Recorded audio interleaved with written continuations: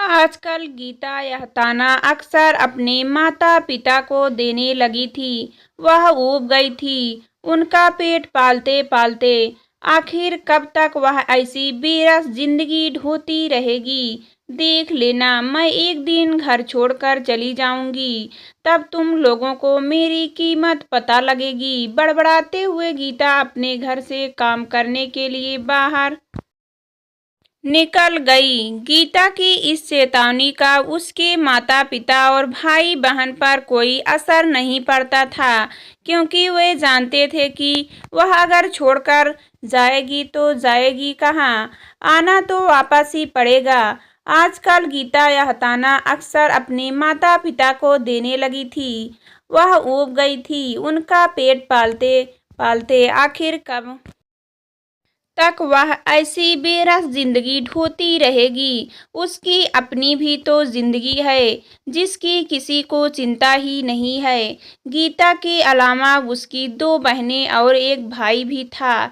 बाप किसी फैक्ट्री में मजदूरी करता था, लेकिन अपनी कमाई का सारा पैसा शराब और जुए में उड़ा देता था।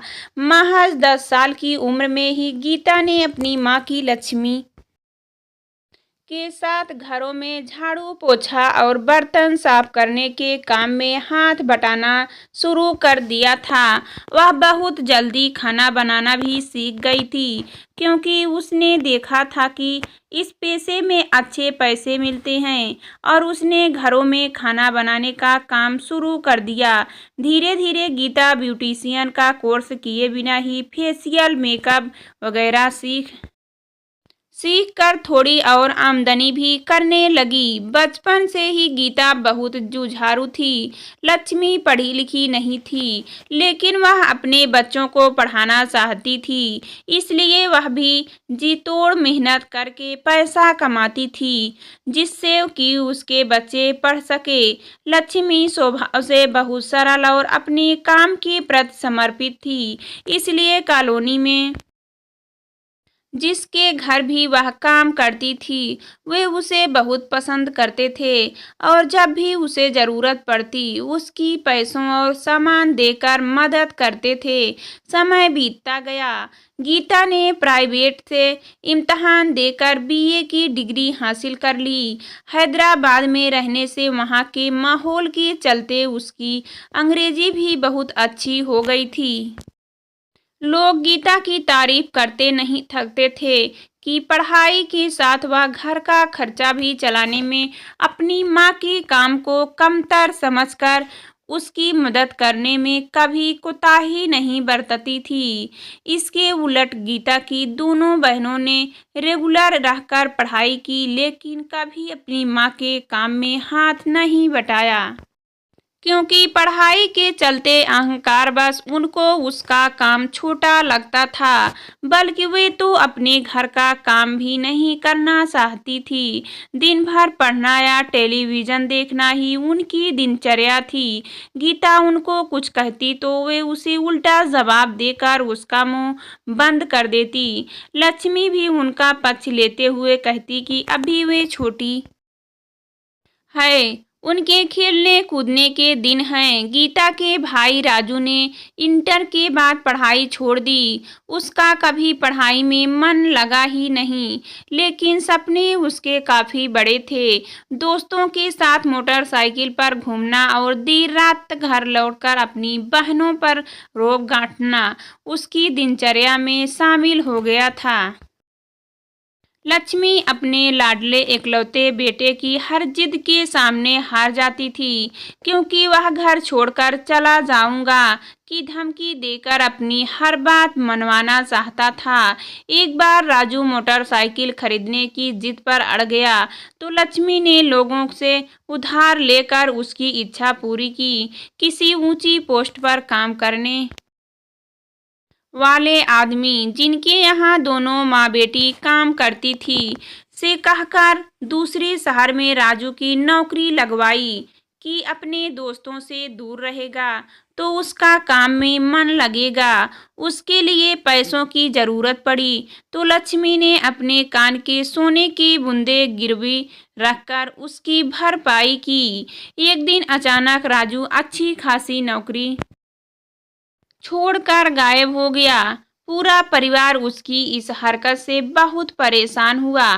कुछ महीने बाद पता चला कि राजू तो एक लड़की से शादी करके उसके साथ इसी शहर में रह रहा है।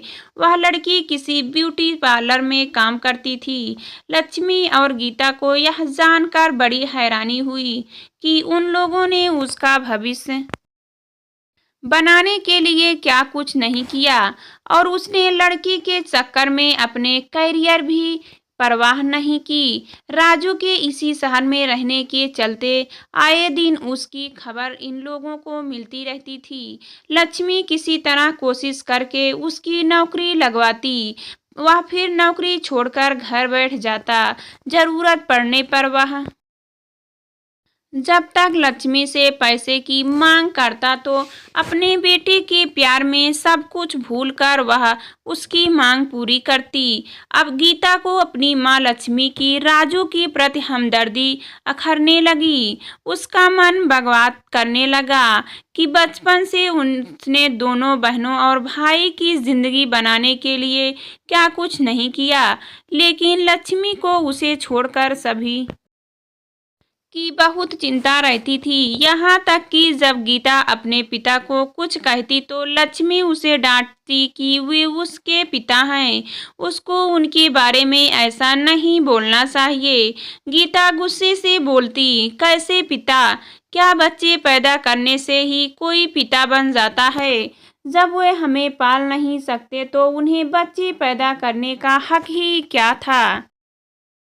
गीता को अपनी माँ लक्ष्मी से बहुत हमदर्दी रहती थी, लेकिन जवान होते होते उसे समझ आने लगा था कि वह अपनी हालत के लिए खुद भी जिम्मेदार है। सुबह की नकली जब गीता रात को 8 बजे घर पहुंचती तो देखती कि दोनों बहनें टेलीविजन देख रही थी।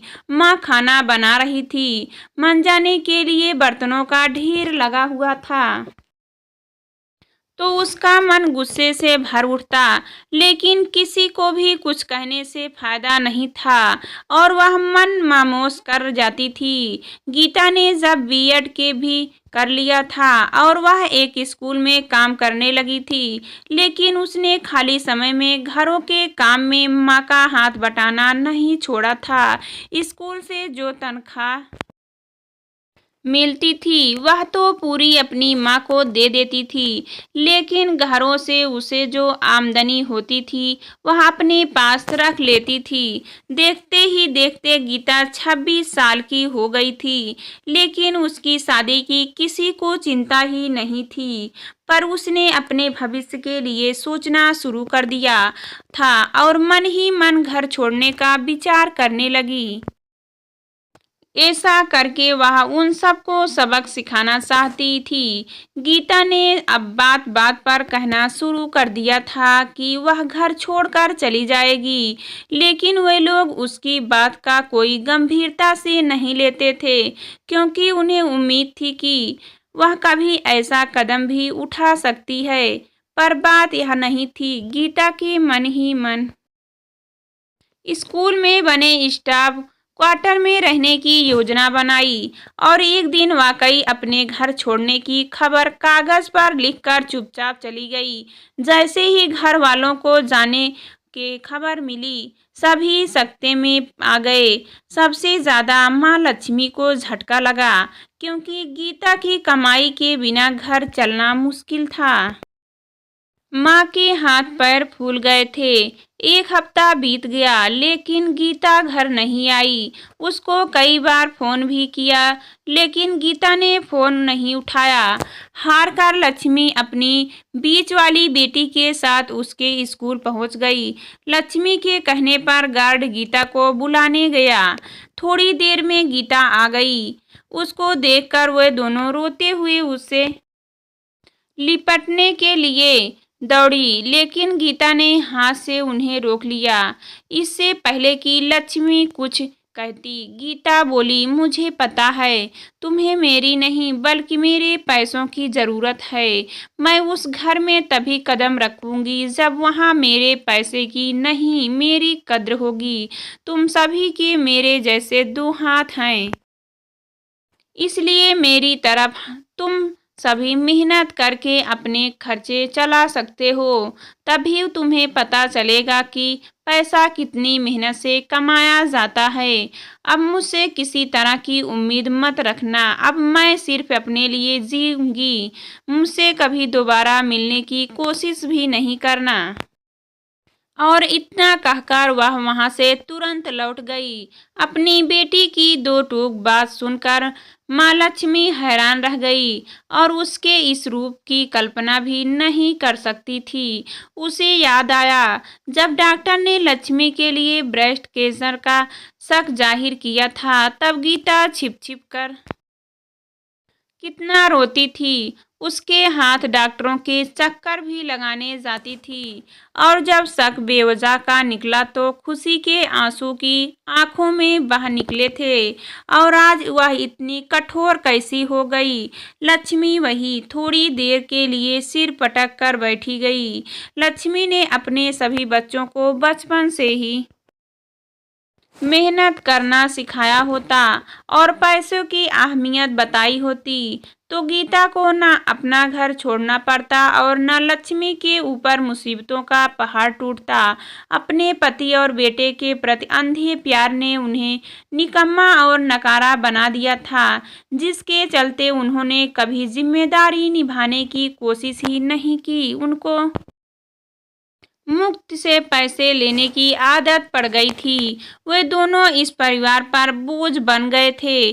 पति और बेटे से तो उम्मीद लगाना ही बेकार था, लेकिन बीच वाली बेटी ने किसी दुकान में नौकरी कर ली और छोटी बेटी ने अपनी पढ़ाई के साथ साथ माँ के साथ घरों के काम में हाथ बटाना शुरू कर दिया। लेकिन उनको अपने खर्चों में भारी कटौती करनी पड़ी। इस वजह से वे दोनों बहनें चिड़चिड़ी सी रहने लगी थी।